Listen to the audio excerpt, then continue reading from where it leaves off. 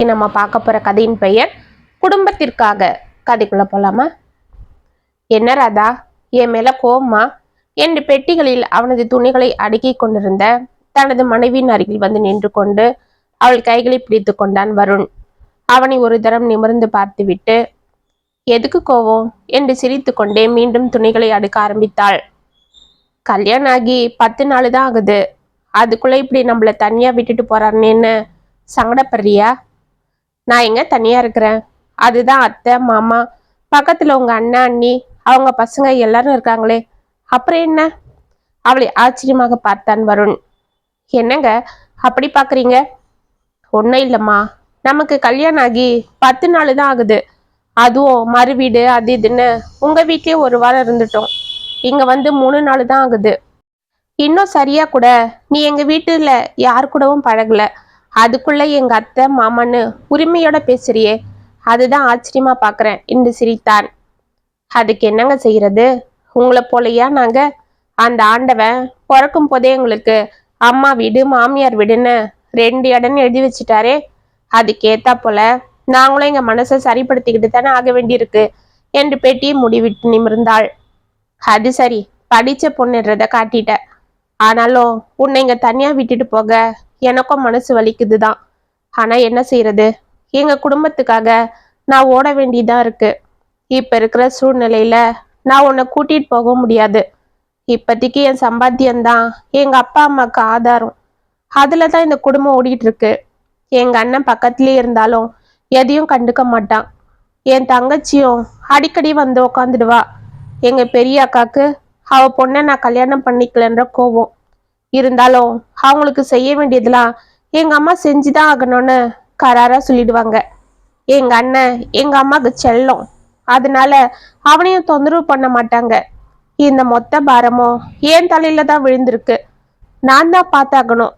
இப்ப என்னோட சேர்ந்து நீயும் இங்க வந்து மாட்டிக்கிட்ட. என்னங்க இது மாட்டிக்கிட்டா அது இதுன்னு?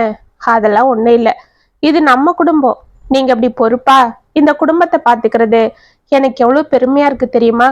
இப்படி இருக்கிறவங்க தான் தம் மனைவி குழந்தைங்க மேல கூட அக்கறையா பாசமா இருப்பாங்களாம் என்று சிரித்தாள். அப்படியா?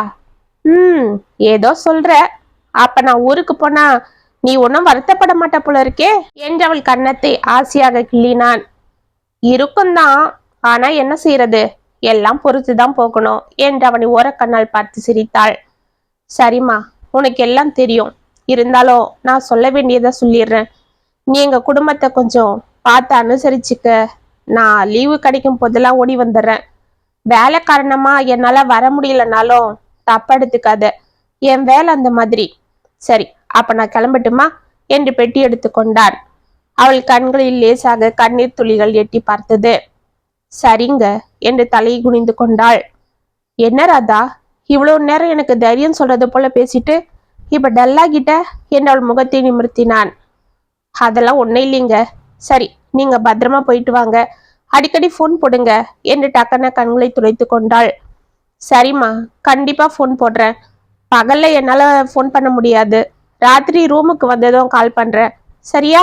அப்படி செய்ய முடியலனாலும் ஒன்னும் பயப்படாத, நானே அப்புறமா கூப்பிடுவேன் என்று கூறிக்கொண்டே வெளியே வந்தான். என்னப்பா, ஊருக்கு கிளம்பிட்டியா? நான் வேணா ஸ்டேஷன் வரைக்கும் வரேனே என்று அவன் கையில் இருந்த பெட்டியை வாங்கினார் சுந்தரம். அதெல்லாம் வேண்டாம்ப்பா, நீங்க எதுக்கு அலைஞ்சுக்கிட்டு, நான் ஆட்டோக்கு சொல்லி இருக்கிறேன், இப்ப வந்துடும், நான் அதுலயே போய்க்கிறேன். அப்ப நான் வரேன்ப்பா, உடம்ப பார்த்துக்கோங்க. அம்மா எங்க என்று உள்ளே எட்டி பார்த்தான். இதோ இங்க தாண்டா இருக்கிறேன், இந்தா இத வழியில சாப்பிட்டுக்க என்று ஒரு பேக்கில் பலகாரங்களை எடுத்து கொண்டு வந்து கொடுத்தாள் ராஜி. அம்மா எதுக்குமா? ராதாவே காலையில எல்லாம் கட்டி வச்சுட்டா, தோ பாருங்க. அப்படியா? ஏம்மா இதெல்லாம் என்கிட்ட சொல்லக்கூடாது, நான் வேற இவ்வளவு நேரம் உக்காந்து எல்லாத்தையும் கட்டிட்டு இருந்தேன். அதுக்கு இல்லாத, நீங்க தூங்கிக்கிட்டு இருந்தீங்க, அதுதான் எதுக்கு உங்களை டிஸ்டர்ப் பண்றதுன்னு நானே எல்லாம் கட்டி வச்சுட்டேன் என்றாள் ராதா. அவளை ஏற இறங்க பார்த்து விட்டு தனது மகனை பார்த்து, சரி சரி, பார்த்து பத்திரமா போயிட்டு வாப்பா. ஆமா, இவ்வளவு நேரம் இங்கேயே வளவன்னு பேசிட்டு இருந்துட்டியே, வண்டிக்கு நேரம் மகள, பொழுதோட கிளம்புனா தானே? என்ன பிள்ளைங்களோ என்று அவள் சலித்து கொள்ள. ஏ ராஜி, அதெல்லாம் நேரம் இருக்கு, நீ பேசாம இரு. புள்ள கிளம்பும் போது எதனா பேசிக்கிட்டு. அப்பா வருண், நீ வாப்பா என்று அவன் கையில் இருந்த பெட்டியை வாங்கி கொண்டு வெளியே சென்றார் சுந்தரம். இதற்குள் ஆட்டோ வந்து வாசலில் நிற்க, அப்ப நான் வரேம்மா, அண்ணா அண்ணிக்கிட்ட சொல்லிடுங்க. ராதா, நான் வரேம்மா, பாத்துக்கோ என்று வெளியே செல்ல திரும்பினான் வருண். சரிப்பா. வருண், கொஞ்சம் இரு என்று அவன் அருகில் சென்றாள் ராஜி. என்னம்மா என்றவன் நின்று திரும்பி பார்க்க, வருணு, ஏதோ கல்யாணம் ஆகிடுச்சு, பொண்டாட்டி சொல்றா அப்படி இப்படின்னு வாங்குற சம்பளத்தை அவளுக்கு அனுப்பிடாத. எப்பவும் போல எங்களுக்கே அனுப்பி வை, சரியா? இங்க ஏகத்துக்கும் செலவு இருக்கு, அதெல்லாம் சமாளிக்கணும். உன் பொண்டாட்டி கிட்டலாம் நான் கையேந்துட்டு இருக்க முடியாது என்றாள். அம்மா, அப்படிலாம் ஒன்றும் இல்லை, நான் எப்பவும் போல உங்களுக்கே அனுப்பி வைக்கிறேன். ராதாவும் அப்படிதான் சொன்னா. நீங்க அவளை தப்பால நினைக்காதீங்க, அவ நல்ல பொண்ணு. நான் கூட பக்கத்துல இல்ல, நீங்க தான் அவளை பாத்துக்கணுமா என்றான். அதெல்லாம் நாங்க பாத்துக்கிறோம்ப்பா, நீ கவலைப்படாம போய் வேலையை பாரு. அம்மாடி, நான் பெட்டிய வண்டியில வச்சுட்டேன், நீ அவனை போய் வழி அனுப்பிட்டு வா என்றார் சுந்தரம் ராதாவை பார்த்து. சரி மாமா என்று அவள் வருணுடன் வெளியே சென்றாள். என்னங்க அது, அவளை போய் அவனை வழி அனுப்பிட்டு வர சொல்றீங்க? ஏன், நான் போனா என்னவா என்று வெளியே செல்ல அடியெடுத்து வைத்தாள் ராஜி. அவள் கைகளை பிடித்து உள்ளே இழுத்த சுந்தரம், ஏய் பேசாம இரு, சின்ன பசங்க, இப்பதான் கல்யாணம் ஆனவங்க, எதனா பேசிப்பாங்க, அங்கெல்லாம் போகாத, வா இப்படி என்றவளை உள்ளே அழைத்து சென்றார். அப்ப நான் வரேம்மா, பாத்துக்க, எங்க அம்மா எதனா டக்குன்னு பேசிடுவாங்க, அதுக்காகலாம் நீ சங்கடப்படாத என்று கூறிக்கொண்டே ஆட்டோவில் ஏறினான் வருண். அதெல்லாம் நான் பாத்துக்கிறேங்க, நீங்க ஒன்னும் குழப்பிக்காம பத்திரமா போயிட்டு வாங்க என்றாள் ராதா. ஆட்டோ புறப்பட்டதும் அவனுக்கு கையை ஆட்டி வழி அனுப்பி விட்டு உள்ளே வந்தாள். சுந்தரம் நேர்த்துண்டை எடுத்து போட்டுக்கொண்டு வெளியே கிளம்ப, மாமா இருங்க மாமா, டிஃபன் கொண்டு வர, சாப்பிட்டு கிளம்புவீங்க என்றாள் ராதா. அப்படியாம்மா, சரி கொண்டா என்று அவர் கீழே அமர்ந்து கொண்டார். அவருக்கு டிஃபன் பரிமாறிவிட்டு அவள் தோட்டத்து பக்கம் செல்ல, ராஜி முகத்தை உம்மென்று வைத்துக் கொண்டு சாமான்களை தேய்த்து கொண்டிருந்தாள். அத்த, இனிமேலும் இதெல்லாம் நீங்க செய்ய வேண்டாம், எழுந்துடுங்க, நானே பாத்துக்கிறேன் என்று அவளை பலவந்தமாக கையை பிடித்து எழுப்பிவிட்டு ராதாவை அமர்ந்து தேய்க்க ஆரம்பித்தாள். சரி சரி, நான் போய் ஒலைய வைக்கிறேன் என்று கையை அலம்பிக் கொண்டு அவள் உள்ளே செல்ல, பரவாயில்ல அத்த, நீங்க போய் டிஃபன் சாப்பிடுங்க, நானே வந்து அதெல்லாம் பாத்துக்கிறேன் என்றாள் ராதா. அவளை அமைதியாக பார்த்து கொண்டே உள்ளே சென்றாள் ராஜி. என்ன அத்த, ஒலைய வச்சிட்டீங்களா என்று கூறிக்கொண்டே அவளது மூத்த மருமகள் கவிதா உள்ளே வர, சாப்பிட்டு கொண்டிருந்த சுந்தரம் அவளை நிமிர்ந்து பார்த்துவிட்டு மீண்டும் தலை குனிந்து கொண்டு சாப்பிட ஆரம்பித்தார். என்ன மாமா, சின்ன மருமக கையால செஞ்ச டிஃபனா? பேசாம உக்காந்து சாப்பிட்டுட்டு இருக்கீங்க, வந்தவங்கள என்ன ஏதுன்னு கூட கேட்க மாட்டீங்களா? நான் என்ன புதுசா கேட்டுட போறேன், இல்ல நீயும் தான் என்ன புதுசா சொல்லிட போறமா? எப்போ நடக்கிறது தானே என்று எழுந்து கொண்டார். ஓ, அப்ப நான் தினமும் இங்க சாப்பாட்டுக்கு வரேன்னு குத்தி கட்டுறீங்களா? ஏன் சொல்ல மாட்டீங்க? ஒரு குடிக்காரனே என் தலையில கட்டி வச்சிட்டீங்க, அந்த ஆளு தனமும் குடிச்சுப்புட்டு வீட்டுக்கு பணம் கொடுக்காம என்ன வேற போட்டு அடிச்சு புடுறாரு. இவனை கட்டிக்கிட்டு வந்த பாவத்துக்கு உங்க பிள்ளைகிட்ட அடியும் வாங்கிக்கிட்டு பட்னி வேற கிடக்கணுமா? அந்த ஆள் அடிச்சு போட்டுட்டு போனதுல கை காலெல்லாம் ஓஞ்சி போகுது, அதுக்குதான் இங்க வந்து சாப்பாடு வாங்கிட்டு போறேன். நான் என்ன உங்க பையனோட ஓடியா வந்துட்டேன்? நீங்க தானே முறைப்படி வந்து எங்க வீட்டுல பொண்ணு கேட்டு கட்டிட்டு வந்தீங்க, நீங்க தான் செய்யணும் என்று நீட்டி முழக்கினாள். சரிம்மா, அவன் தினமும் அடிச்சு போட்டுட்டு போறான், காசு கொடுக்க மாட்டேன்றான்னு சொல்ற, ஆனா நேத்து ராத்திரி குடும்பத்தோட நல்லா சந்தோஷமா சிரிச்சுக்கிட்டே படத்துக்கு போயிட்டு வந்தீங்களே, அது என்ன என்று கேட்டார் சுந்தரம். அது வந்து, ஆமா, அப்படியே உங்க புள்ள தினமும் என்ன பாராட்டி சீராட்டுறாரு பாருங்க.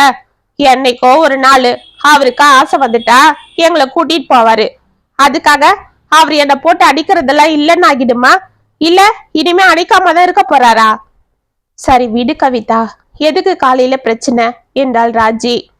நான் எங்க அத்த பிரச்சனை பண்றேன், உங்க புள்ள செய்யறத சொல்லும் போதே உங்களால கேட்க முடியலையே, அந்த ஆளுக்கிட்ட தினமும் அடியும் உதயம் வாங்கி அசிங்கப்படுறனே, எனக்கு எப்படி இருக்கும்? சரிம்மா, என்ன செய்யறது, அந்த பையன்கிட்ட எத்தனை வாட்டி சொன்னாலும் கேட்க மாட்டேன்றான். சரி, பசங்க சாப்பிட்டாங்களா, நீ சாப்பிட்டியா? எங்க நான் சாப்பிடுறது, அந்த ஆளுதான் என்றவள் மீண்டும் ஆரம்பிக்க, சரிம்மா கொஞ்சம் இரு, நான் போய் தோசையை ஊத்தி கொண்டு வரேன் என்று உள்ளே சென்றாள் ராஜி. இதற்குள் சாமான்களை தேய்த்துவிட்டு உள்ளே வந்த ராதா, வாங்கக்கா என்று கவிதாவை அழைத்தாள். ஆ வராங்க என்றவள் முகத்தை திருப்பிக் கொள்ள, அம்மாடி ராதா, இங்க எல்லாம் அப்படிதான், நீ போமா போய் சாப்பிடு என்றார் சுந்தரம். சரி மாமா என்றவள் உள்ளே செல்ல, அங்கே ராஜி தோசையை ஊற்றி கொண்டிருப்பதை பார்த்துவிட்டு, அத்தை நான் ஊத்தி கொடுக்குறேன், நீங்க போய் சாப்பிடுங்க என்றாள். இது எனக்கு இல்ல, நம்ம கவிதாவுக்கும் பிள்ளைங்களுக்கும்.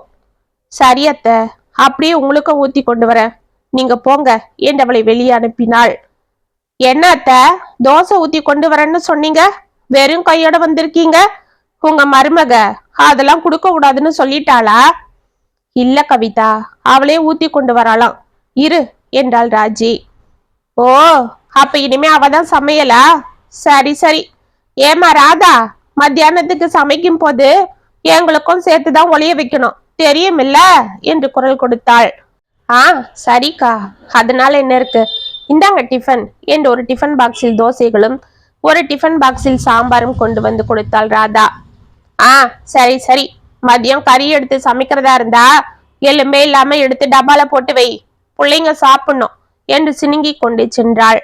சுந்தரம் தலையில் அடித்து கொண்டு, ஆமாடி ராதா, நான் வெளியில போயிட்டு வரேம்மா, பாத்துக்கோ, எதனா வேணும்னா சொல்லுமா, வாங்கிட்டு வரேன். அதுதான் கவிதா சொல்லிட்டு போறா இல்ல, இன்னைக்கு கறி வேணும் போல இருக்கு, போய் எடுத்து வாங்க என்றாள் ராஜி டிஃபனை சாப்பிட்டு கொண்டு. ஏன், அவ புருஷன் கிட்ட கேட்க வேண்டியதானே, உன் புள்ள ஊதாரித்தனமா குடிச்சிட்டு சுத்துவான், இவளும் இதுதான் சாக்குன்னு அவன் குடுக்கற காசெல்லாம் எடுத்து ஒளிச்சு வச்சுக்கிட்டு நம்ம உயிரை வாங்குறா, பாவம், இதெல்லாம் வருண் தலையில தான் விழுது, எல்லாம் நீ கொடுக்குற இடம்தான். ஆமா, என் ஏதுனா சொல்லுவீங்க, போங்க போய் சீக்கிரம் வாங்கிட்டு வாங்க என்று கத்தினாள் ராஜி. என்னம்மா, அப்பா என்ன வாங்க போறாரு என்று கேட்டுக்கொண்டே கையில் ஒரு பேக் எடுத்துக்கொண்டு உள்ளே வந்தாள் அவர்களது சிறிய மகள் கனகா. வாடி சின்னவளே, என்ன இது, உங்க அண்ணன் கல்யாணத்துக்கு வந்துட்டு இப்பதான் போன, அதுக்குள்ள பைய தூக்கிட்டு வந்து நிக்கிற என்று கேட்டாள் ராஜி. வேற என்ன, அவ புருஷன் வேலை விஷயமா எங்கேயாவது வெளியூர் போயிருப்பாரு, இவ கிளம்பி இங்க வந்துட்டு இருப்பா என்றார் சுந்தரம். ஆமாம்மா, அப்பா சரியாதான் சொல்றாரு. ஆமா, மாசத்துக்கு 20 நாள் வேலை விஷயமா வெளியூருக்கு போறேன்னு இவளை இங்க அனுப்பி வச்சுட்டு செலவு மிச்சம் ஆச்சுன்னு அவ புருஷன் அங்க உட்காந்து காசு சேர்த்துட்டு இருந்தா, இவ இங்க வந்து நம்ம கிட்டே கதையை விடுறா என்று மனதில் புலம்பிக் கொண்டு சுந்தரம் கிளம்ப, என்னங்க கறி என்று ராஜி வாயெடுக்க, ஆ சரி சரி, கூட 1 கிலோ சேர்த்து தானே வாங்கியாரணும், வாங்கியாரன் என்று முணுமுணுத்து கொண்டே சென்றார். வா கனகா, எப்படி இருக்கிற என்று ராதா அவளை அழைக்க, ஆ நான் நல்லா இருக்கிறேன், நீங்க எப்படி இருக்கீங்க, அண்ணன் ஊருக்கு போயிடுச்சா என்று கேட்டுக்கொண்டே தனது தாயின் அருகில் அமர்ந்தாள். இன்னைக்கு காலையில தான் கிளம்பினாரு, இரு ராதா உனக்கும் டிஃபன் கொண்டு வரேன் என்று அவள் உள்ளே செல்ல, என்னம்மா உன் சின்ன மருமக உன்னை உட்கார வச்சு எல்லாம் செய்யறா போல இருக்கே என்று கேட்டுக்கொண்டே அவள் தட்டில் இருந்து தோசை எடுத்து சாப்பிட்டாள். என்ன தடி செய்யறா, பெரியவ கூட தான் வந்த புதுசுல அப்படியே அத்தை அத்தைன்னு தாங்கினா, அப்புறம் சாயம் விழுக்கல, இப்ப நான் இல்ல அவளுக்கு 3 வேலையும் ஆக்கி கொட்டுறேன், ஆனாலும் அவளை ஒன்னும் கேட்டுக்க முடியல, உங்க அண்ணன் போஷி அந்த அளவுல இருக்கு. ஆமா, உங்க அக்கா கறி எதனா போன் போட்டாளாடி, நான் போன் போட்டா எடுக்கவே மாட்டேன்றா.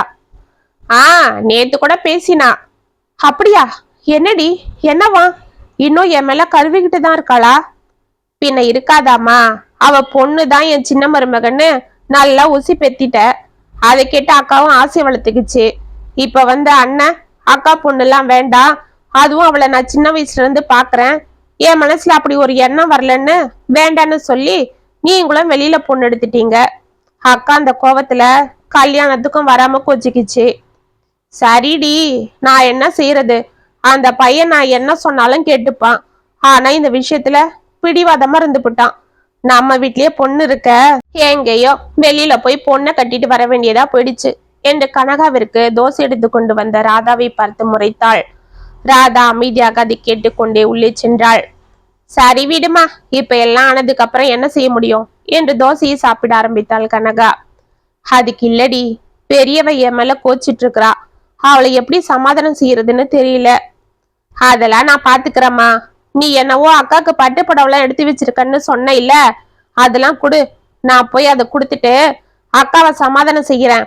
அப்படியே ஒரு 2000 இருந்தா கொடு, அந்த பொண்ணுக்கு ஏதோ கொலுசு எடுக்கணும்னு அக்கா சொல்லிச்சு. அத நீ வாங்கி கொடுத்தன்னு கொண்டு போய் கொடுத்தனா அக்கா கொஞ்சம் சமாதானம் ஆகும். அப்படியா, சரிடி, இப்பவே கொடுக்கறேன் என்று எழுந்து கொண்டாள் ராஜி. அம்மா, அப்படியே என் கொலுசையும் மாத்தணுமா, பழசாயிடுச்சு. அண்ணன் கல்யாணத்துக்கே மாத்தி குடியான்னு என் புருஷன்கிட்ட கேட்டா இருக்கிற செலவுல இது வேறையா, அதெல்லாம் முடியாதுன்னு சொல்லிட்டாரு. அதுக்கு என்னடி, பெரியவளுக்கு செய்யும் போது உனக்கு செய்யாம இருப்பனா? சரி இரு, உனக்கும் சேர்த்தே பணத்தை கொடுக்கறேன், நீயும் அப்படியே மாத்திக்க. ஆமா, எப்ப பெரிய வீட்டுக்கு கிளம்புற? 2 நாள் இங்க இருந்துட்டு தாமா போவேன். ஆனா பணத்தை கொண்டா, இன்னைக்கு டவுனுக்கு போய் கொலுசை வாங்கிட்டு வந்துடுறேன். அன்றிலிருந்து ராதாவிற்கு வேலைகள் சரியாக இருந்தது. தனது மாமனார் மாமியாருக்கு மட்டுமின்றி மூத்த மருமகள் குடும்பத்திற்கும் வீட்டில் விருந்தாளியாக வந்திருக்கும் கனகாவிற்கும் சேர்த்து சமைப்பதும், அவர்கள் கேட்கும் விதவிதமான ஸ்நாக்ஸ்களும் செய்வதும், துணிகள் துவைப்பதும், சாமான்கள் தேய்ப்பதும் என அவளுக்கு ஓய்வே இல்லாமல் உழைத்து கொண்டிருந்தாள். இது நாள் வரை ராஜிக்கு இந்த வேலைகள் எல்லாம் சரியாக இருக்க, இப்பொழுது ராதா வந்ததும் அவளிடமே அனைத்தும் ஒப்படைத்து விட்டு ராஜி ஓய்வாக அமர்ந்து கொண்டு அவளை மிரட்டி வேலைகள் வாங்க ஆரம்பித்து விட்டாள். இதையெல்லாம் பார்த்த சுந்தரம் அவளை ஏதாவது கூறினால் அவரிடம் சண்டைக்கு சென்று கொண்டிருந்தாள். இப்படியே 1 மாதம் சென்று விட அந்த வீடியோ காலில் பேசிய வருண் சோர்ந்திருந்த ராதாவை பார்த்து பதறி போனான். என்ன ராதா, 1 மாசத்துல இப்படி அழைச்சிட்டு இருக்கிற? ஆமா, நான் போன் போட்டாலும் சரியா பேச மாட்டேன்றியே, ஏன்? வேலை இருக்குன்னு சொல்லிட்டு போனை வச்சிடுற, ஏம்மா, என்ன ஆச்சு? அதெல்லாம் ஒன்றும் இல்லைங்க, என்னவோ உடம்பெல்லாம் ஒரே வலியா இருக்கு. அப்படியா, டாக்டர் கிட்ட போக வேண்டியதானே, எங்க அப்பாவை கூப்பிடு என்று பதறினான். அதெல்லாம் எதுக்குங்க, வீட்டுல கொஞ்சம் வேலை, அதுதான். சரி அதை விடுங்க, நீங்க எப்படி இருக்கீங்க? ஏன் இப்பெல்லாம் போன் கூட அடிக்கடி பண்றதில்ல? வேலை ரொம்ப அதிகமா இருக்கா? ஆமா ராதா, அதுவும் இல்லாம நான் வேற கம்பெனிக்கு ட்ரை பண்ணிட்டு இருக்கிறேன். ஏங்க? என்ன செய்யறது ராதா, இங்க சம்பளம் ஏத்தி கொடுப்பாங்கன்னு வெயிட் பண்ணா ஒன்னும் சரிப்படல. எனக்கு இருக்கிற படிப்புக்கும் சர்வீஸுக்கும் வேற இடத்துலனா இதை விட 3 மடங்கு அதிகமா சேலரி வரும். என் கூட வேலை பார்த்தவங்க எல்லாம் எப்பவோ மாறிட்டாங்க, இப்ப என்னை விட அதிகமா சம்பளம் வாங்குறாங்க. ஆனா நான் தான் குடும்ப சூழ்நிலைக்காக பார்த்துக்கிட்டு இதுலயே ஒட்டிக்கிட்டேன். இனிமேலும் அப்படி இருந்தா சரிப்படாது. செலவு வேற அதிகமா இருக்குன்னு அம்மா இந்த வாட்டி கூட சேர்த்து பணம் அனுப்புன்னு சொல்றாங்க. கேட்டா உன் பொண்டாட்டி வந்திருக்கா, குடும்பம் பெருசாகிடுச்சுன்னு சொல்றாங்க. ஆனா உன்னை பார்த்தா முன்னை விட இழைச்சிருக்கிற, அங்க என்னதான் நடக்குது என்று ஒன்றும் புரியாமல் கேட்டான். அதெல்லாம் ஒண்ணு இல்லைங்க, குடும்பம்னா அப்படிதான் இருக்கும் என்று தடுமாறி கொண்டு சமாளித்தாள் ராதா. இல்ல ராதா, அப்பெல்லாம் 2 பேரு தான் இருப்பாங்க. அப்பாவே என் செலவுக்கு போக மிச்ச எல்லா பணத்தையும் அனுப்பி விடுவேன், அதுல சேர்த்து வச்சிருந்தாலே போதும். ஆனா இப்ப எக்ஸ்ட்ராவா அனுப்பியும் பத்தலன்னு சொல்றாங்க. அப்பா எதனா சொல்ல வந்தா அவரையும் பேச விட மாட்டேன்றாங்க. இப்படி நான் அனுப்புற பணத்தெல்லாம் அம்மா என்னதான் செய்யறாங்க? என்கிட்ட நீயாவது உண்மைய சொல்லுமா. தனது கணவன் படும் வேதனையை பார்த்துவிட்டு அவள் அங்கு நடப்பதை அவனிடம் கூற, ஓ அதுதான் சங்கதியா? இந்த கனகா பொண்ணும் அக்காவை சமாதானம் செய்யறேன்னு அம்மாவை ஏமாத்தி பணத்தை பிடுங்குறாளா? நான் நினைச்சேன் எங்க அண்ணன் எதையும் கண்டுக்க மாட்டான், ஆனா அம்மா அவனை எதுவும் கேட்டுக்கவும் மாட்டாங்க. சரி, நான் பேசிக்கிறேன், நீ உடம்ப பாத்துக்க என்றான். என்னங்க, நான் சொன்னதா நீங்க அத்தை கிட்ட எதுவும் கேட்டுக்காதீங்க. பாவம், அவங்களுக்கு புள்ள மேலையும் பொண்ணுங்க மேலையும் பாசம் அதிகம், அதனாலதான் இப்படி செய்யறாங்க என்றாள். அதுக்காக ஒரு விவசாய வேண்டாமா ராதா?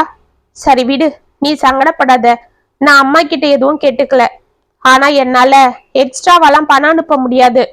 ஏன்னா எனக்கே இங்க ரூம் வாடகை ஏத்திட்டாங்க, என்னாலையும் சமாளிக்க முடியல. அதுக்குதான் வேற வேலைக்கு ட்ரை பண்றேன். அந்த வேலை கிடைச்சதும் நானும் வேற வீடு பார்த்துடுவேன். அப்படியா, சரிங்க, பார்த்துக்கோங்க என்று போனை வைத்தாள் ராதா. மறுநாள் காலை அவள் எழுந்து வெளியே வர அங்கு ஆவேசத்தோடு நின்று கொண்டிருந்த ராஜியும் கனகாவும் அவளை முறைத்து கொண்டிருந்தனர். சற்று தூரத்தில் சுந்தரம் சங்கடத்தோடு சாரில் அமர்ந்திருந்தார். அத்தை, என்னத்த, எல்லாரும் எழுந்துட்டீங்களா? காஃபி போடவா என்று நடக்க ஆரம்பித்தாள்.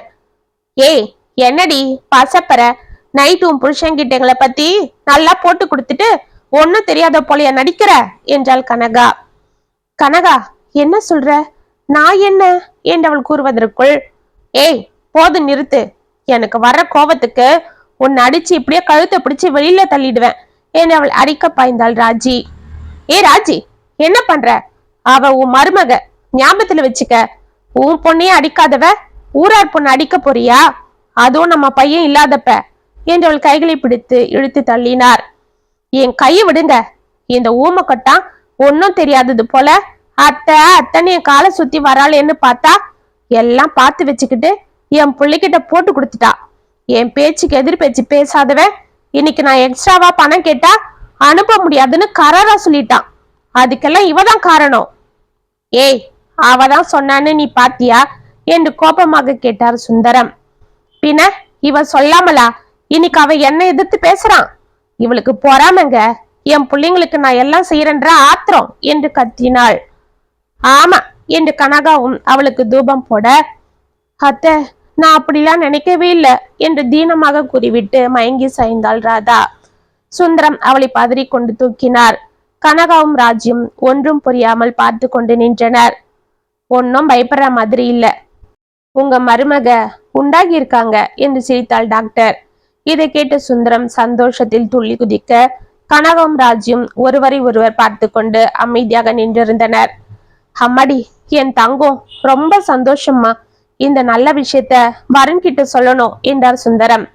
ராதா அமைதியாக அவரை பார்த்து சிரிக்க, ஐயா இந்தாங்க, இந்த மருந்தெல்லாம் முதல்ல போய் வாங்கிட்டு வந்து அவங்களுக்கு கொடுங்க.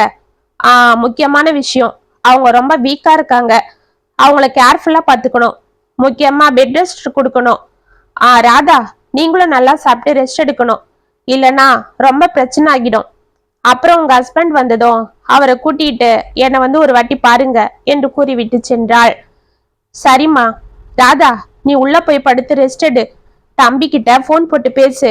உங்க அப்பா அம்மாக்கும் போனை போட்டு விஷயத்த சொல்லுமா, சந்தோஷப்படுவாங்க. நான் போய் மருந்தெல்லாம் வாங்கிட்டு வந்துடுறேன். வேணும்னா உங்க அம்மா வீட்டுக்கு போய் கொஞ்ச நாள் இருந்துட்டு வரியா கண்ணு என்றவர் அன்போடு கேட்க, ராதாவும் ஜோராக தலையை ஆட்டினாள். அதெல்லாம் எதுக்கு? இந்த டாக்டருங்களுக்கு வேற வேலை இல்ல, இப்படிதான் எதனா சொல்லுவாங்க. அதெல்லாம் ஒண்ணு வேண்டாம். இவ போயிட்டா அப்புறம் யார் இங்க வேலை பாக்குறது என்றாள் ராஜி. அதுதானே என்று கனகாவும் கூற, ஏய் உனக்கு எதனா அறிவு இருக்கா? இப்பதானே டாக்டர் சொல்லிட்டு போறாங்க அவளுக்கு ரெஸ்ட் கொடுக்கணும்னு, எந்த வேலையும் செய்ய விடக்கூடாதுன்னு. அதெல்லாம் அப்படிதான் சொல்லுவாங்க. அதை கேட்டு நாமளும் அப்படியே இருந்துட்டா அப்புறம் சுகப்பிரசவம் ஆகாது, ஆபரேஷன் தான் பண்ணணும். இந்த டாக்டருங்களும் அதுக்குதான் அப்படி சொல்றது. அப்படிதான் நம்ம மேல திரு கண்ணம்மா பொண்ணுக்கும் பண்ணாங்க, தெரியுமில்ல என்றாள் ராஜி. ஆமாம்மா, என் நாத்தனாருக்கும் அப்படிதான் ஆச்சு என்றாள் கனகாவும். ஏ ராஜி என்று சுந்தரம் ஏதோ கூற, இதோ பாருங்க, இதெல்லாம் பொம்பளைங்க விஷயம், நீங்க தலையிடாதீங்க. 3 பிள்ளைய பெத்தவ, எனக்கு தெரியாதா? நீங்க போய் வேலையை பாருங்க. இதோ பாரு ராதா, இதெல்லாம் வருண் கிட்ட சொல்லாத, அப்புறம் அவன் பயப்படுவான். போன இப்படி கொண்டா, நீ அவன்கிட்ட எதுவும் பேசிக்காத, நாங்களே எல்லாம் பாத்துக்கிறோம் என்று அவள் கையில் இருந்த போனை வாங்கி கொண்டாள் ராஜி. ராஜி நீ பண்றது சரியில்லை என்று சுந்தரம் கூற, மாமா பயப்படாதீங்க, அத்தை சொல்றது போல எனக்கு ஒன்னும் ஆகாது, நான் பாத்துக்கிறேன், எனக்காக நீங்க சண்டை போட்டுக்காதீங்க என்று கூறிவிட்டு மெதுவாக எழுந்து கிச்சனுக்குள் சென்றாள் ராதா.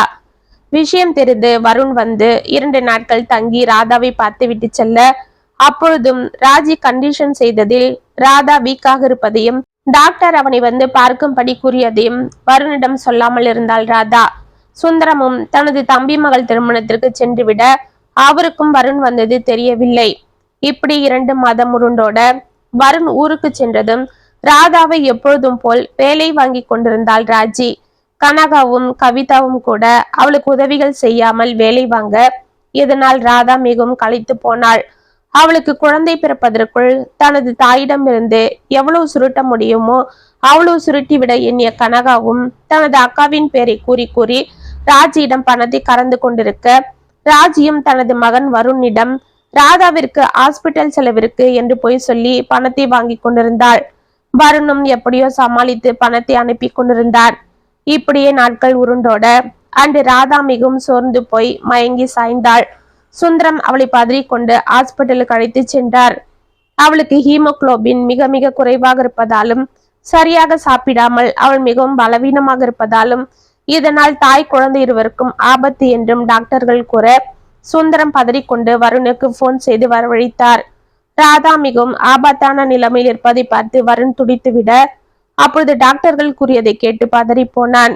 பா, என்னப்பா, அவ ரொம்ப வீக்கா இருக்கான்னு டாக்டர் ஏற்கனவே சொல்லியிருந்தாங்களே, என்ன ஒரு வாட்டி வந்து பார்க்க சொல்லியிருந்தாங்களாமே, இதெல்லாம் ஏன்பா என்கிட்ட சொல்லாம விட்டீங்க என்றவன் கேட்க, எங்கப்பா, உங்க அம்மா கறிதான் எதையும் உன்கிட்ட சொல்ல வேண்டாம்னு சொல்லிட்டா.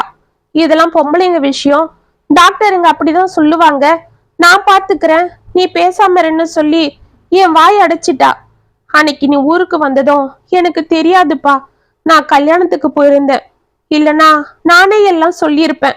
ராதாவும் எல்லா வேலையும் பார்த்துக்கிட்டு சாதாரணமா இருந்ததால நானும் பேசாம இருந்துட்டேன். அப்படியும் 2 நாளைக்கு முன்னாடி கூட அவ கொஞ்சம் சோர்ந்து இருந்தா. அப்ப கூட கேட்டேன் நான் வருணுக்கு போன் போடுறேன்னு. ஆனா அவதான் வேண்டான்னு சொல்லிட்டா. எனக்கு ஒண்ணு இல்ல மாமான்னு சொல்லிட்டா. உன்கிட்டயும் எதையும் சொல்ல வேண்டாம், அனாவசியமா அவர் பயப்படுவாருன்னு சொன்னா. நானும் இந்த சமயத்துல அப்படிதான் இருக்கும் போல இருக்குன்னு இருந்துட்டேன்ப்பா. அப்போ இந்த ராட்சசி கிட்ட சொல்லிட்டு தான் இருந்தேன், அந்த புள்ளியவே எல்லா வழியும் பார்க்க விடாதுன்னு.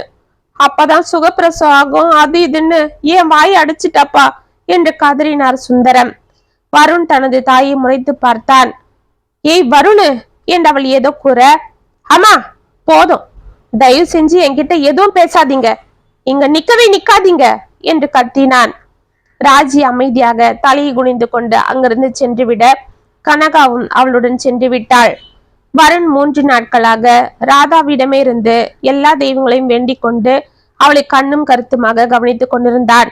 சுந்தரமும் அவர்களுக்கு சாப்பாடு கொண்டு வருவதும் வருண் தூங்கும் நேரம் அவர் இருந்து தனது மருமகளை பார்த்து கொள்வதும் என இருக்க ராதா ஆபத்து கட்டத்தில் இருந்து மீண்டு தேறி எழுந்தாள். 3 நாட்களாக வீட்டில் ராஜி அமைதியாக ஏதோ யோசனையோட அமர்ந்திருக்க வருணை எப்படி சமாதானம் செய்வது, அவன் தன்னிடம் கோபித்து கொண்டால் இனிமேலும் பணம் அனுப்பாமல் இருந்து விடுவானோ என்றெல்லாம் சிந்தித்துக் கொண்டிருந்தாள். இந்த 3 நாட்களும் கனகாவை சமைக்க, கவிதா சாப்பாட்டிற்கு வந்தால் என்னால் அனைவருக்கும் சமைக்க முடியாது என்று கராராக கூறிவிட்டாள். இதனால் கவிதாவும் கோபித்து கொண்டு வராமல் இருந்து விட்டாள். அன்று தூக்கத்தில் இருந்து எழுந்த ராஜி முகம் அலம்ப தோட்டத்து பக்கம் செல்ல அங்கே கனகா தனது கணவனிடம் போனில் பேசி கொண்டிருந்தது அவள் காதில் விழுந்தது.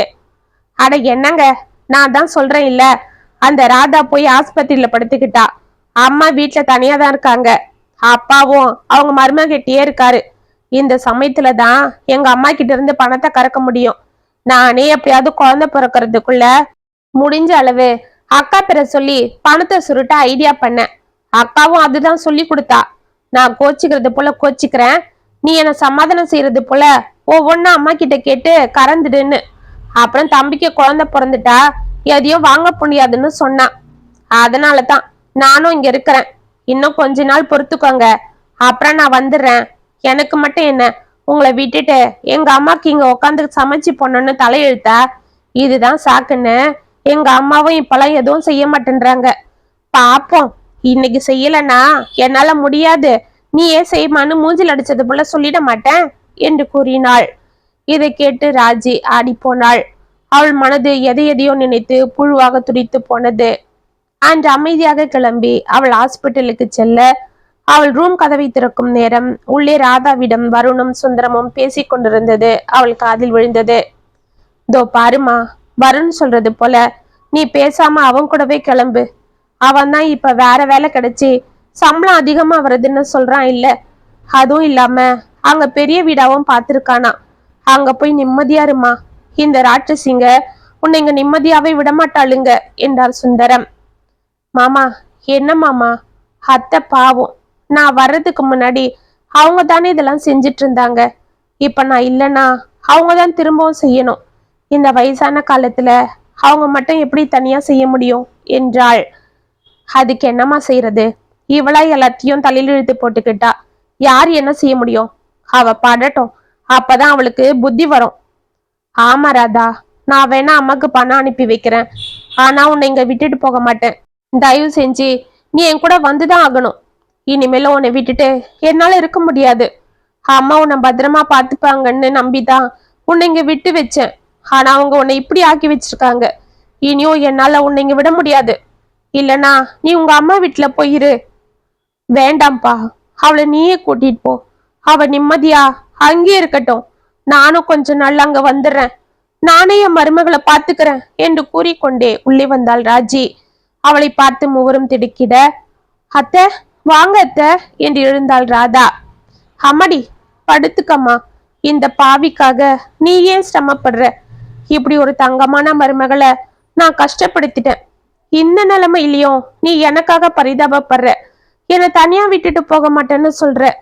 ஆனா நான் அந்த நன்றி கிட்டவங்களுக்காகவும் சுயநலத்துக்காக என்னை ஏமாத்திட்டு இருந்தவங்களுக்காகவும் உன்னை கொடுமைப்படுத்திட்டேன் என்று அவள் கைகளை பிடித்து கொண்டு அழுதாள். மூவரும் அவளை ஒன்றும் புரியாமல் பார்க்க, அம்மா என்ன சொல்றீங்க என்று கேட்டான் வருண். ஆமாப்பா என்று நடந்ததை அவர்களிடம் கூறினாள். வீட்டுக்கு பெரிய பொண்ணு, அவ கோச்சிட்டு இங்க வராம இருந்துடுவாளோ, அக்கா தம்பிங்கெல்லாம் எங்க ஒத்துமை இல்லாம ஆகிடுவாங்களோன்னு நான் அவளை சமாதானம் செய்ய பாடுபட்டேன். அதை பயன்படுத்திக்கிட்டு அவ தன் தங்கச்சி கூட சேர்ந்துக்கிட்டு என்னையே ஏமாத்தி பணத்தை புடிங்கி இருக்கிறா. மூத்தவன் இத்தனை நாளா பொண்டாட்டி பேச்சு கேட்டு பணத்தை சேர்த்துக்க திட்டம் போட்டு என்னை ஏமாத்திருக்கான். இப்படி பாசத்துக்காகவும் குடும்ப கௌரவம் வெளியில போயிடக்கூடாதுன்னும் பயந்து நான் அவங்க கிட்ட ஏமாத்திட்டு இருந்தேன். பாவம், இதுல இந்த அப்பாவிய பழி கொடுக்க இருந்தேன். குடும்பத்துக்காக எங்களெல்லாம் விட்டுட்டு எங்கேயோ போய் உழைச்சிட்டு இருந்த உன்னையும் பாடாப்படுத்திட்டேன். நல்ல வேலை, ஆண்டவன் புண்ணியத்தால எல்லாம் சரியா போச்சு. எனக்கும் புத்தி வந்தது. போதும்பா, இதையும் நான் இங்க இவங்களுக்கு உழைச்சிக்கிட்டு ஏமாந்தது. இனிமே என் மேல உண்மையான பாசமா இருக்கிற உன்னையும் என் மருமகளையும் கண்ணுக்குள்ள வச்சு நானே பாத்துக்க போறேன். என்னங்க, வருண் முதல்ல போய் வீடு பார்த்து எல்லாம் ரெடி பண்ணட்டும். அப்புறமா நம்ம ராதாவை கூட்டிட்டு அவங்க கூடவே போயிடலாம். என் மருமகளை பிரசவத்துக்கு கூட அம்மா வீட்டுக்கு அனுப்பாம நான் தான் பாத்துக்க போறேன் என்றாள் ராஜி கண்களை துடைத்து கொண்டு. அப்பாடா, இப்பயாவது புத்தி வந்ததே என்று சிரித்தார் சுந்தரம். வருண் சந்தோஷத்தோடு ராதாவை பார்க்க அவள் முகத்தில் ஆனந்தம் பொங்கிக் கொண்டிருந்தது. இத்துடன் குடும்பத்திற்காக கதை முற்றும். உங்களுக்கான எழுதின அந்த கதை உங்களுக்கு பிடிச்சிருந்தா கமெண்ட்ஸ்ல சொல்லுங்க, லைக் பண்ணுங்க, ஷேர் பண்ணுங்க, மறக்காம சப்ஸ்கிரைப் பண்ணிக்கோங்க. மீண்டும் நாளைக்கு வேற ஒரு சுவாரஸ்யமான கதையோட உங்களை சந்திக்கிறேன். அது வரைக்கும் இணைப்பிலே இருங்க. இப்படிக்கு வியல் உங்கள் சகி.